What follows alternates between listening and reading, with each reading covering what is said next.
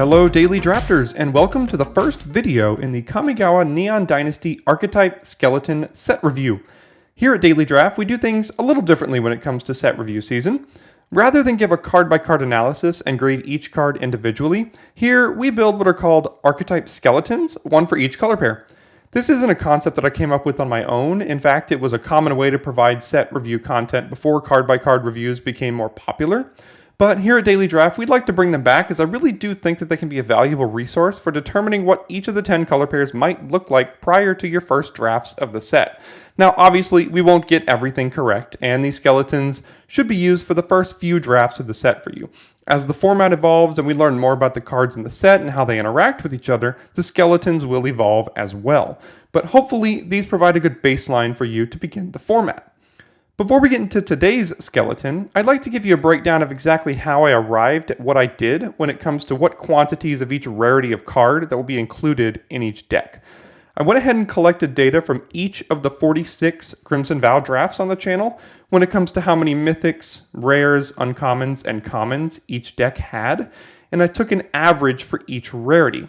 That average came out to 2 mythic rares or rares, 5 uncommons, and 16 commons. Those numbers, plus 17 lands, make our 40-card draft deck. In addition, I will allow 4 commons to be a 2-of inclusion if I deem necessary, bringing the total to 8 1-of commons and 4 2-of commons.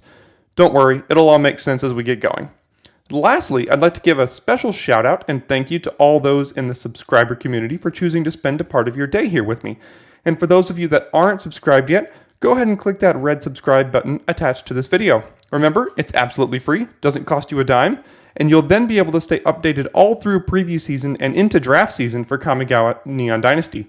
With that out of the way, let's dive into our skeleton for the day. We'll go ahead and begin this series with red-white in this video, and we will start with the signpost gold uncommons in each color pair to start. So here with red-white, we start with Asari Captain, 3 red and a white for a 4/3 human samurai at uncommon. It has haste, and it says whenever a samurai or warrior you control attacks alone, it gets +1/+0 until end of turn for each samurai or warrior you control.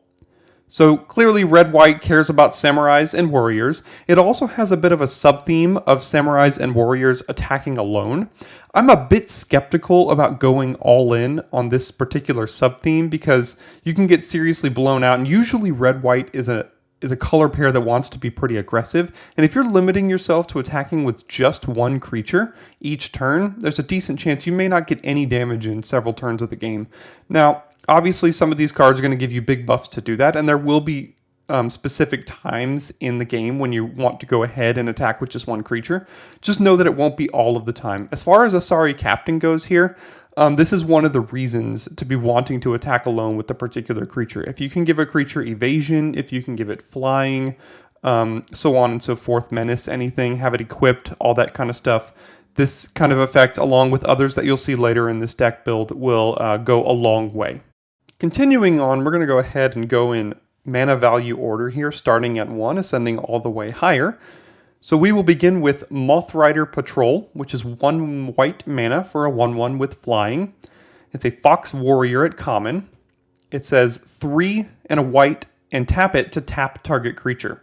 I think Mothrider Patrol is going to be a continuation of what Wizards has been doing over the last several sets and giving us good playable 1-drops. I think Patrol is going to be particularly important because it's a flying warrior that has the ability to get in and attack alone. If you can suit this up with equipment, put counters on it, all kinds of things, this can really get out of hand for your opponent, especially if you combo it with Asari Captain and many other of the creatures you'll see later as far as it attacking alone. I think this one's going to be a key piece to this deck as far as it having evasion and being able to attack as a warrior. Next up, we've got Voltage Surge, which is 1 red mana for an instant at common. It says, as an additional cost to cast this spell, you may sacrifice an artifact. Voltage Surge deals 2 damage to target creature or player. If this spell's additional cost was cast, it deals 4 damage instead. This might be a bit of a cop-out, including Voltage Surge as a 2-of in this deck, but you'll notice most red decks in this format, I will probably include this as a 2-of. This is very similar to Flame Blessed Bolt in Crimson Vow, and basically every red deck in Crimson Vow wanted multiple copies of that. I think that will be the exact same in Neon Dynasty as far as Voltage Surge goes. It's a premium removal spell. It can hit X2s, and in a pinch, if you have a couple of artifacts lying around, it can kill an X4 for 1 mana at instant speed, which is pretty crazy. So we're going to go ahead and include this one as a 2 of. Again, I know it might be a bit of a cop-out, but removal is important, and Voltage Surge is among the best in the set. Continuing with the premium removal spells, we've got Kami's Flare here, which is 1 in a red for an instant at common. It says, Kami's Flare deals 3 damage to target creature or planeswalker. It also deals 2 damage to that permanent's controller if you control a modified creature. Since this is the first instance of modified in this set review, I'm going to go ahead and go over the fact that it is equipment, auras you control, and counters are modifications. So if you have any creature on the battlefield that is equipped, has an aura on it that you control, and or has a counter of any kind on it, +1/+1 counter, flying counter, etc., any counter on it, it is considered to be modified. You'll notice a lot of cards in this set key off of creatures being modified. This is the first of them. Kami's Flare comps very well to Abrade in the previous set, and just like with the previous card, I'm going to include this one as a 2 of, because having 2 bolts and 2 Abrades, or in this case, 2 Surges and 2 Flares, is going to be very important to basically every red deck. You'll see this theme continue with red as the week goes on here. We will absolutely include this as a 2 of and be very happy with another premium removal spell in red. Next up we have Ancestral Katana, which is 1 in a white for an artifact equipment at common that says whenever a samurai or warrior you control attacks alone, you may pay 1 generic mana. When you do, attach Ancestral Katana to it. An equipped creature gets +2/+1, and it has an equip cost of 3. So there's a lot of artifacts and equipments in this set because of the modified mechanic. An equipped creature becomes modified, and this one I think, especially at common, exemplifies the red-white deck the most. It has Samurai Warrior keywords on it, and 2 mana for an equipment with 1 to equip that gives +2/+1 is a pretty good deal in today's Limited. If the equip cost always costs 3, I don't think I'd be willing to include this, but because this does key off of Samurais and Warriors attacking alone, and only being able to pay 1 generic mana to equip it to those Samurais and or Warriors, I do think this is worth 1 of inclusion in red-white decks in this format. Now we have Akki Ember-Keeper, which is 1 in a red for a 2/1 enchantment creature goblin warrior at common that says whenever a non-token modified creature you control dies, create a 1/1 colorless spirit creature token. This is a pretty good card at common. It's a 2 mana 2/1 at its base, which is obviously not outstanding, but it does get the job done sometimes. It's also a warrior, and it keys off of other modified creatures you control dying, giving you more creatures. Now, if you were to equip or modify those spirits and then those dies, those would not trigger this Ember Keeper. It just triggers off of non-token modified creatures. But having any +1/+1 counter or any equipment on any other attacking samurai or warrior will make this card a real problem sitting on the battlefield. Because they're gonna have to remove this at some point if they don't want to just be flooded by an army of 1/1s. So we're gonna go ahead and add in an extra copy of Akki Ember-Keeper here to the red-white deck. Moving on to Eiganjo Exemplar, which is 1 in a white for a 2/1 enchantment creature human samurai at common that says whenever a samurai or a warrior you control attacks alone, it gets +1/+1 until end of turn. Obviously, this isn't premium by any stretch of the imagination. It's hardly good. It's basically like the 23rd playable in the deck, but 2-drops are very important in Limited. This is a 2-drop.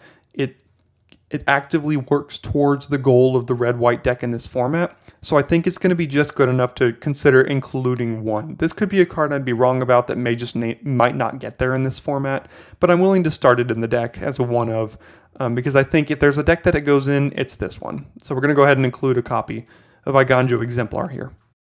Next up, we've got Selfless Samurai, which is 1 in a white for a 2/2 creature fox samurai at uncommon. It says whenever a samurai or warrior you control attacks alone, it gains lifelink until end of turn. You can also sacrifice it to have another creature you control gain indestructible until end of turn. This is going to be a great card to have in red-white. Not only does it really make racing difficult, because you can give some of your buffed and modified creatures lifelink for free when you have this on the battlefield, but you can also protect that creature for a one-off of sacrificing the samurai here. So having access to this on the battlefield is going to make combat math very difficult for your opponent, and I think this is going to be a really good card for red-white to have access to.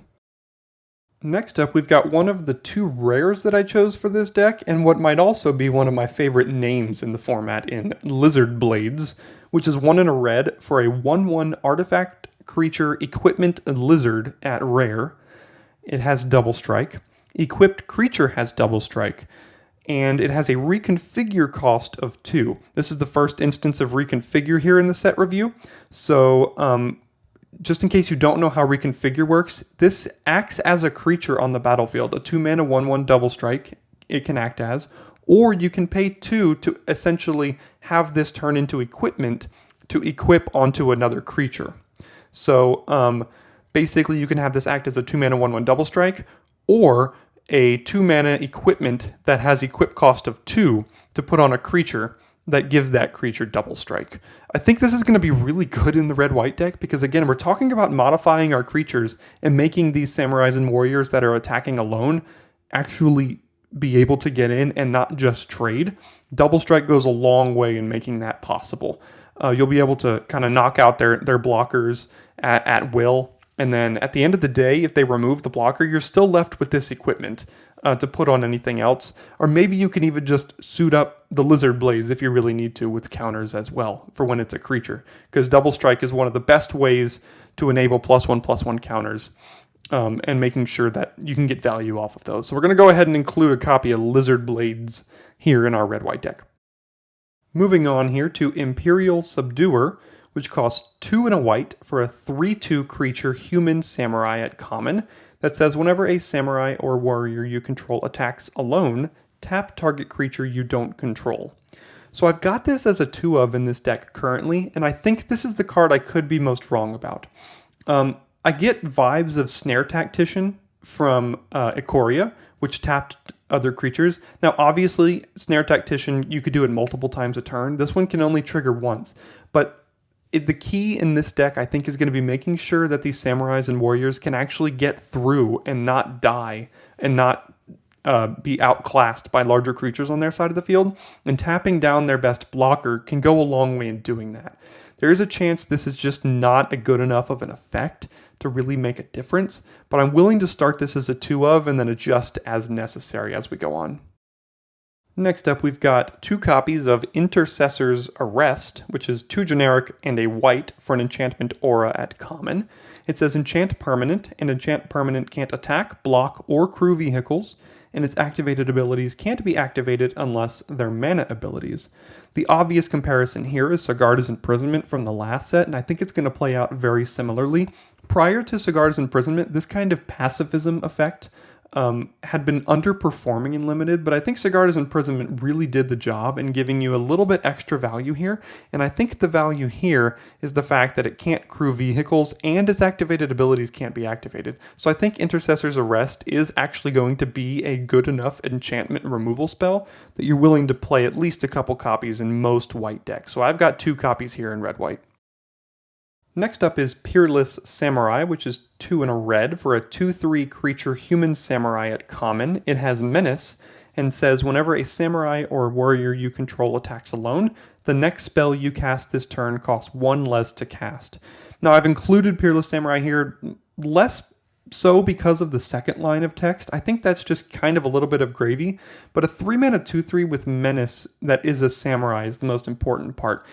Modifying this some way, putting an equipment on this, putting counters on this. Menace is a good keyword to have to make sure that this creature can have decent attacks when you send it in. So that's the main reason I think we want to include a copy of Peerless Samurai in this deck so that the Menace can really go to work as far as it attacking alone, if that's what we choose to do.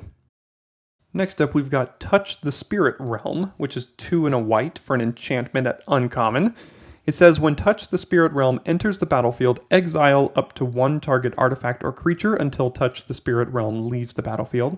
It also has Channel for 1 and a white, which means you can discard this card to exile target artifact or creature, then return it to the battlefield under its owner's control at the beginning of the next end step. So this is the first instance of Channel here in the set review, and it's pretty self-explanatory. It's basically a split card. You can cast this as 3 mana enchantment, exile something, or you can cast this at instant speed for 2 mana by discarding this, and then get the effect that the Channel has. Now, I think with this one specifically, we're going to be using the first line of text probably 90% of the time in Limited, maybe even 95% of the time.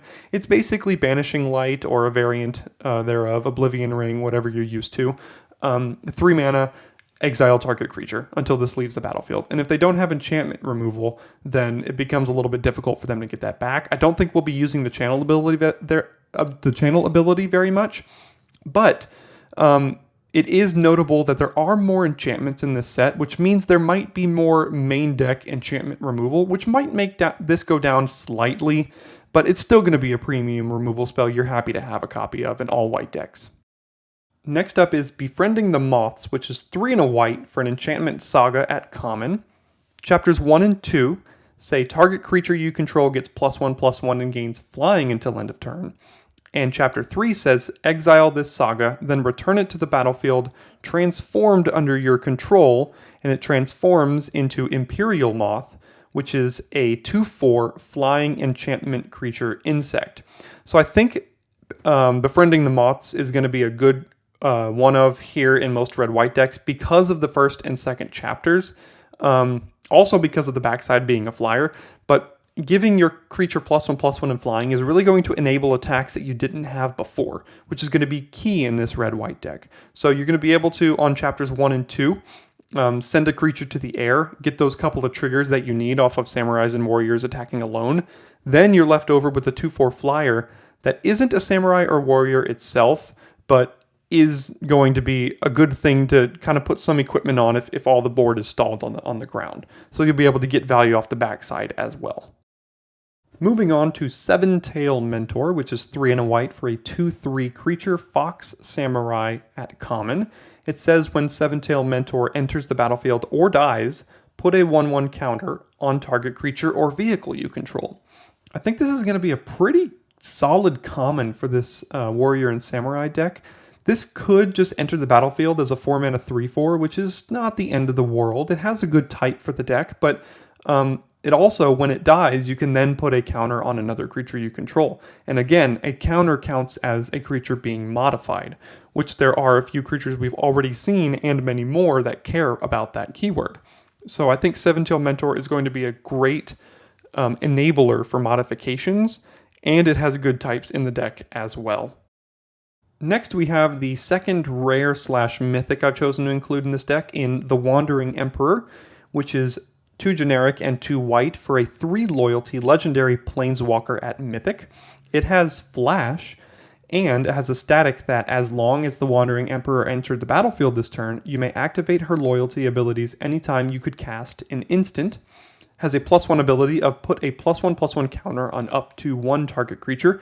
It gains first strike until end of turn. A -1 that creates a 2/2 white Samurai creature token with Vigilance, and a -2 with exile target tapped creature, you gain 2 life. I don't need to go into much more about why this is a good card. Red-white is exactly where this wants to fit. The plus ability modifies our creatures and gives it first strike, which, as I've mentioned, both absolutely great things to be doing with the red-white deck here. The -1 can create a creature itself. The -2, you can exile a tapped creature, which can kind of defend herself a little bit in a way. And then if you have a stable board, you can start building up the rest of your board. Not to mention, you can flash this in after they have attacked with a creature to then exile that creature and activate it at instant speed. So that's a little bit of a trick you can use with this Planeswalker that's a bit unique to this one. But obviously, this is a stone cold bomb in the set, and we're happy to include it in our deck here. Next up is Twinshot Sniper, which is 3 and a red for a 2/3 artifact creature Goblin Archer at uncommon. It has Reach, and when it enters the battlefield, it deals 2 damage to any target, or you can channel it for 1 and a red to discard this card, and it deals 2 damage to any target. This is obviously great. It's a 4-mana 2/3 reach that deals 2 on ETB, or you can just pay 2 if you're a little bit mana screwed or want to kind of double spell and play something else, and then also pick off a smaller thing to pay 2 to deal 2 to any target. You can also go face with that second ability. Mind you, at instant speed, you can deal the final points of damage to them if you're a little bit low on mana for some reason later in the game. So this is another one of those little bit of a cop-out kind of things. You're going to see Twinshot Sniper in a lot of red decks because there's a chance this is one of, if not the best uncommons in the set. So we will obviously include it here in our deck. Next up is Sunblade Samurai, which is 4 and a white for a 4/4 enchantment creature human samurai at common. It has vigilance, and it also has channel for 2 generic mana, where you can discard this card to search your library for a basic plains card, reveal it, and put it into your hand, and then shuffle, and you gain 2 life. So 5 mana 4/4 vigilance, fine, not great. Vigilance is a decent enough keyword if you want to be suiting this up with equipment and modifying it. It's not outstanding, but this channel ability really takes this card over the top in the fact that if you're low on mana or you're getting mana screwed early in the game, you can just pitch your 5-drop to go find a plains. And not to mention when you find that plains, gaining that extra 2 life also offsets maybe an extra hit you might take that turn from a 2-drop by not playing a card on turn 2. So this is great modality on a card like this. You're getting a little bit overcosted for both sides of it, but the fact that you have both means this is a great inclusion in this deck. You don't want too many of these, but I really do think that having at least a copy is going to be pretty good in this deck. And last but not least here we have Flame Discharge, which is X and a red for an instant at uncommon. It says that Flame Discharge deals X damage to target creature or planeswalker. If you controlled a modified creature as you cast this spell, it deals X plus 2 damage instead. So it's important to notice how they worded this. It says if you control the modified creature as you cast this spell. So if you target a creature on their side of the battlefield that needs that plus 2 damage to be able to kill it, and they kill your only modified creature in response, you will still be able to kill that other creature because this checks on cast, not on resolution. So that's a nice little prevention of feel bad moments for us in this format. Obviously, this is a great removal spell. If you don't get the X plus 2, it's a little bit undercosted. 3 mana deal 2, 4 mana deal 5, or 4 mana deal 3, 5 mana deal 4, etc. It's a little bit undercosted, but it gets the job done. And if you're able to get that X plus 2 damage instead, then it really starts to be quite efficient to cast this card. So we will obviously include a one of it here, and would not mind having this in most red decks in the format if you can get access to it. I hope this video was helpful in your preparation for Kamigawa Neon Dynasty. Be sure to stick around for the next video in the series, Blue Black, which will be hitting the channel today at 3 p.m. Eastern. Check out the Neon Dynasty Archetype Skeleton playlist as well to find all of the skeletons in the series in one location. If you enjoyed this content, feel free to give it a like and share it with a friend or two, as there's a decent chance someone else might like it as well. If you're already subscribed to the channel, thanks for being here today, and if you're not, go ahead and click that subscribe button to stay on top of preview season and have access to consistent, high-quality drafts as soon as the set launches on Arena. Looks like that'll do it for this video. I'll see you for the next one.